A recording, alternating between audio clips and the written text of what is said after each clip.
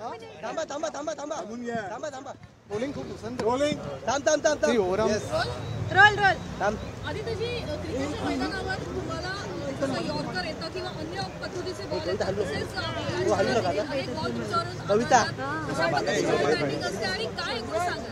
मला वाटतं क्रिकेट खेळताना दोन्ही बॅटिंग बॉलिंग फिल्डिंग सगळंच करायला लागतं आणि बॉल सगळेच येतात, त्याला खेळायला लागतं. कधी 6 जातो, कधी 4 जातो, करत राहायचं. काही बॉल अंगावरही येतात, आरोपांचे बॉलही असे अंगावर आलेले आहेत. येऊ दे, पण अंपायर पण असतात. आदित्यजी, नारायण राणे यांनी तुमच्यावर गंभीर आरोप केलेले आहेत. आज पत्रकार परिषद घेऊन त्याच आरोपांवर पुन्हा एकदा बघा, गेल्या 16 वर्ष ह्या कचऱ्याला मी कधी उत्तर देत नाही आणि माझं तेच काम आहे की उत्तर द्यायचं नाही, कारण ह्यांना पगारच माझ्यावर काही घाण आरोप करायला मिळतो. आपण आधी पाहिलं असेल, माझ्या परिवारावर असेल, वडिलांवर असेल, पक्षावर. 16-20 वर्ष, तर किती वर्ष झाली त्यांना सोडून, तरी त्यातून काही आम्ही उतरत नाही. त्यांच्या बोलू दे, बोलत राहू दे.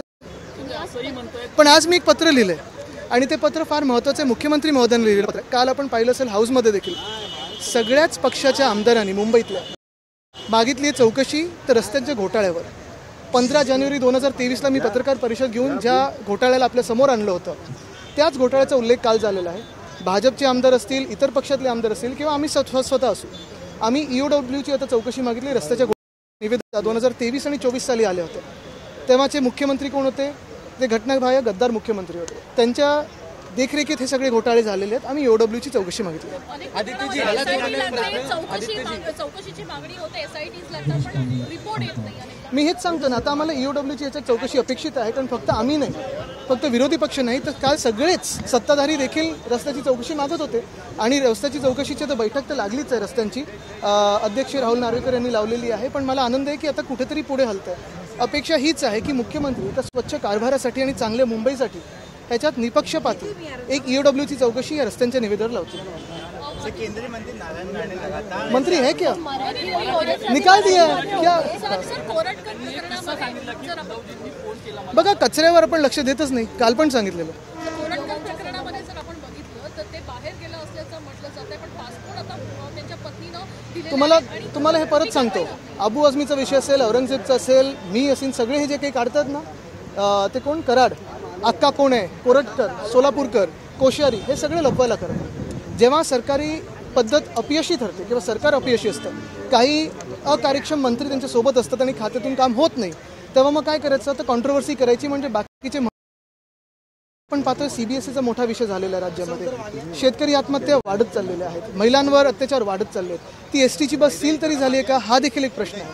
आणि हे सगळं होत असताना जेव्हा सरकार चालवता येत नाही, तेव्हा मग असे काही विषय काढायचे ज्याच्यातून आपल्याचं सगळ्यांचं लक्ष विचलित होतं. कोण कोण? 100 दिवस सरकारला पण झालेत. मग 100 दिवसात सरकारने केलं काय? आणि मग भाजपचा जो वचननामा होता त्याचं पुढे काय?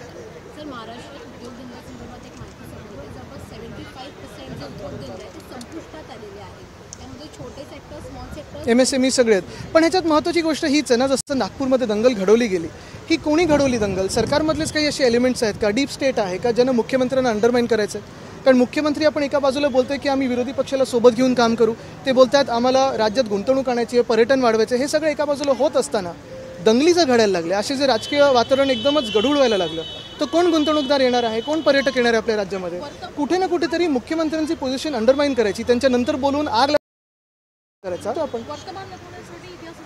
100%. आणि भविष्य किती गढूळ बनवून ठेवलं आहे त्याच्यासाठी इतिहासाचा वापर केला होता. आता परत तुम्ही बॅटिंग करा. देखो, मैं मुंबई महानगर पालिका को फोन करते थे कचरा उठाने के लिए, वही है.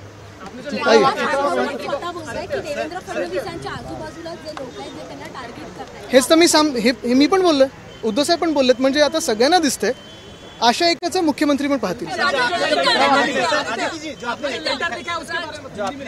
आज मैंने एक मुख्यमंत्री महोदय को खत लिखा है, उसमें यही मांग की है कि रोड स्कैम 2023 का और 24 का इसमें से इंक्वायरी हो.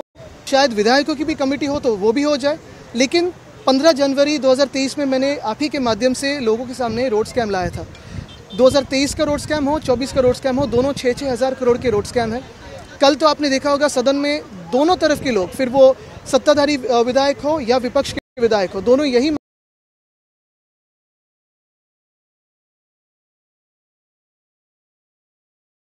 आज मुंबई के काम हुए. मेरा तो ये दावा है कि 26% भी नहीं हुए.